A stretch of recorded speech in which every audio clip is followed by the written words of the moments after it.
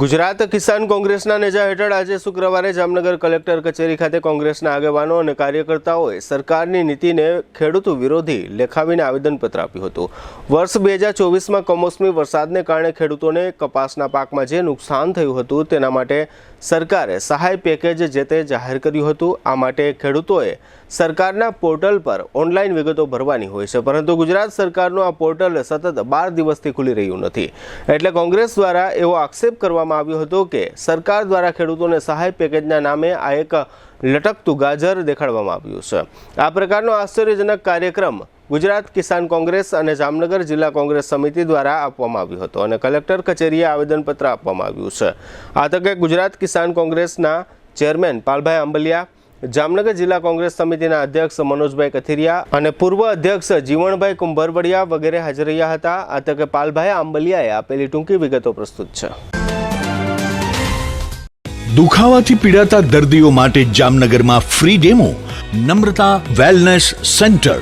ચાલો અપનાવીએ નવીન એક્યુપલ્સ ટેકનોલોજી, જે લોહીનું પરિભ્રમણ સુધારે, તમારા સ્નાયુઓને શક્તિ આપે, તમારા શરીરને જોમ આપે, ઉપરાંત પંજામાં સોજા થવા, પંજામાં ચડતા ગોટલા અને ગઠ્ઠા થવાની સમસ્યા, અન્ય ઘણા દુખાવાથી મુક્તિ મળે।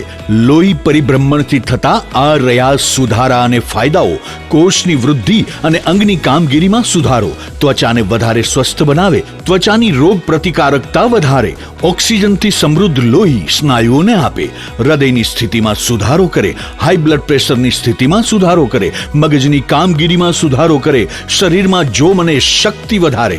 નબળા રક્ત પરિભ્રમણને પરિણામે અનેક દર્દો આવે છે, જેવા કે ગઠ્ઠા થવા, સોજો ચડવો, તાણ, પગના તળિયામાં જણજણાટી, સાંધાનો લાંબા સમય સુધી દુખાવો, સ્નાયુઓ ખેંચાવા, ગોટલામાં દુખાવો। અમારા સેન્ટરમાં દરેક વ્યક્તિને રોજ 30 મિનિટ ફ્રી ડેમો આપવામાં આવશે। આ સેન્ટરમાં ફ્રી ડેમોનો લાભ લઈ દુખાવાના દર્દથી મુક્તિ મેળવો। રાજ્યની અંદર સોશિયલ મીડિયામાં કોઈક સામાન્ય વ્યક્તિ એક પોસ્ટ મૂકે સરકાર વિરુદ્ધમાં, તો સરકાર વિરુદ્ધનું ષડયંત્ર ગણી અને એમને જેલમાં નાખવામાં આવે છે। ત્યારે રાજ્યના કૃષિ મંત્રી શ્રી અને રાજ્યના ખેતી નિયામક વારંવાર અવારનવાર ખેડૂતોની બાબતમાં સરકારને બદનામ કરે છે, સરકાર સાથે ષડયંત્ર કરે છે। તેમ છતાંય એની વિરુદ્ધ કોઈ કાર્યવાહી થતી નથી। એના અનેક પુરાવાઓ આપી ચૂક્યો છો ને આ એક વધારાનો પુરાવો, જે ઓક્ટોબર મહિનાની અંદર રાહત પેકેજ જાહેર કર્યું છે ઓક્ટોબરનું, એની અંદર કપાસ પાકને માત્ર એકનો જ સમાવેશ કર્યો છે, બાકી એક પણ પાકનો સમાવેશ કર્યો નથી।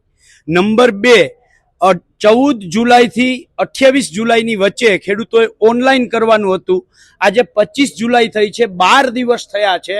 12 દિવસ વીતવા છતાં રાજ્યના એક પણ ગામની અંદર આ સરકારનું પોર્ટલ ખુલતું જ નથી। ખેડૂતો ધક્કા ખાઈને થાકી ગયા છે। ત્યારે સવાલ એ થાય છે કે 1 કલાક, 2 કલાક, 3 કલાક, 1 દિવસ, 2 દિવસ પોર્ટલ ના ખુલે, ટેકનિકલ ખામી હોય, પણ 12 દિવસ સુધી આ ડિજિટલ ઇન્ડિયા ને ડિજિટલ ગુજરાતમાં જો પોર્ટલ સરકારનું ખુલતું ના હોય તો આ માત્ર ને માત્ર ક્યાંક ને ક્યાંક લટકતું ગાજર હોય। એટલે આજે અમે એક આશ્ચર્યજનક કાર્યક્રમ, સરકારનું કૃષિ રાહત પેકેજ એટલે લટકતું ગાજર, એ કાર્યક્રમ કરી અને જામનગર જિલ્લા કોંગ્રેસ સમિતિ અને કિસાન કોંગ્રેસ દ્વારા વિરોધ દર્શાવ્યો હતો।